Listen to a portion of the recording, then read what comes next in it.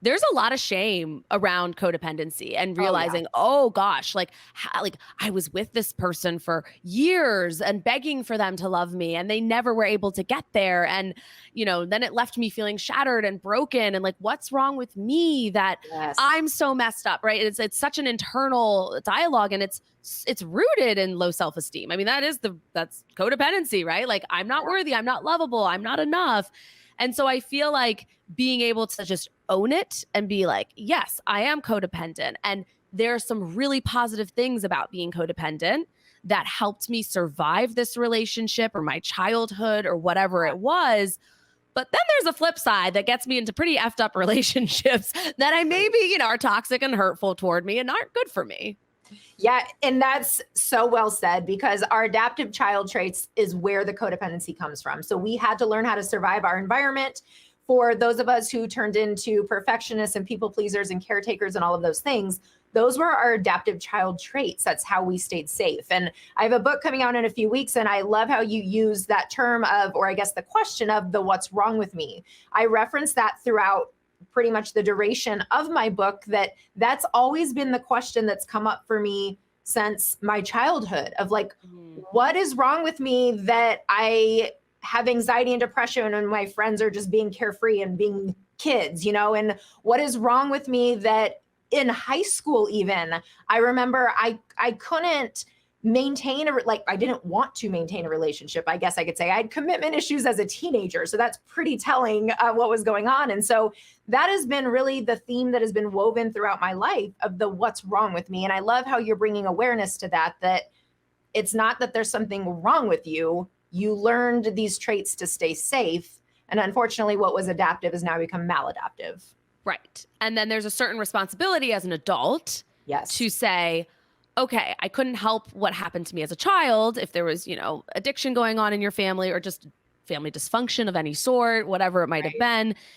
But as an adult, you have choices. And that's where you can break the cycle. And that's the empowering part of breaking free from codependency that I think is just really underrated, because when it like clicks and you're like, oh man, like this is what was going on with me. Oh, I have choices. I don't have to default to that. It can feel very empowering.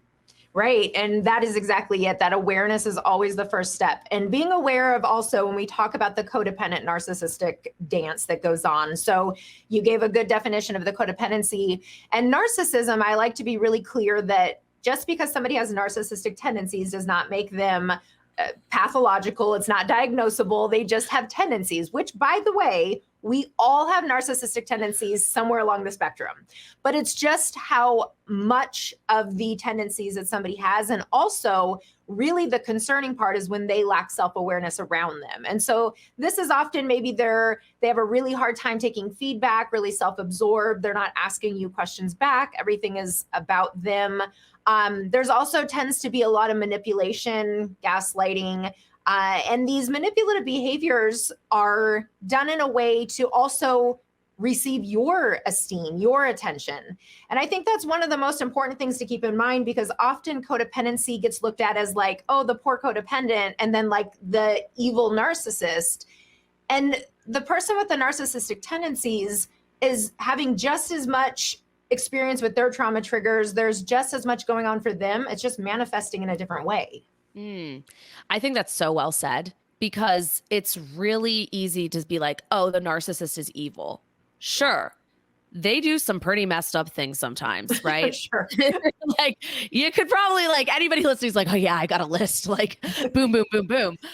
But I also think when you are in a place of recovery around codependency. Okay. So you have this awareness, whether you're in a 12-step program or you're working with a coach or a therapist around, breaking out of these codependency, traits and whatever, that you can kind of look at the narcissist and take a step back and be like, ooh, this person like maybe actually isn't well. And kind of almost see that, like, having compassion does not mean it's okay what they did to me or it's okay what they're doing. Like, no, you never have to be okay with somebody's unacceptable behavior. Right. But you can kind of maybe get some perspective and take it out of that enmeshment that codependents like thrive off of and kind of see it as like a separation of like, okay, wait a minute. maybe they aren't actually just doing this to me. It's like not a personal hit about me or my self-esteem or ego, but maybe they've got something that's going on that's way above me. That doesn't really have to do with me.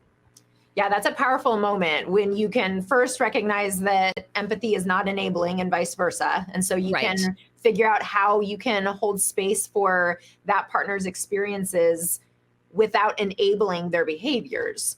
But then also being able to have that awareness around what is my role in this? And so how am I contributing to this toxic dynamic? Because again, it's not always the narcissist or the person with narcissistic tendencies, which I won't say that every time, that's a mouthful, but it's not always the narcissist's fault, right? Like it's easy to point fingers that way.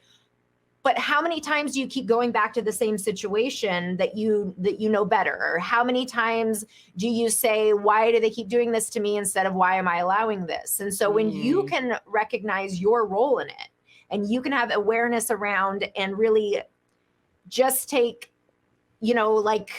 be aware of what's within my circle of control. What can I do about this? Now you're taking your power back and you're no longer the victim and you get to make responsible decisions. Make sure to subscribe to our YouTube channel, sign up for my newsletter, and find me on Instagram at Dr. Elizabeth Fedrick.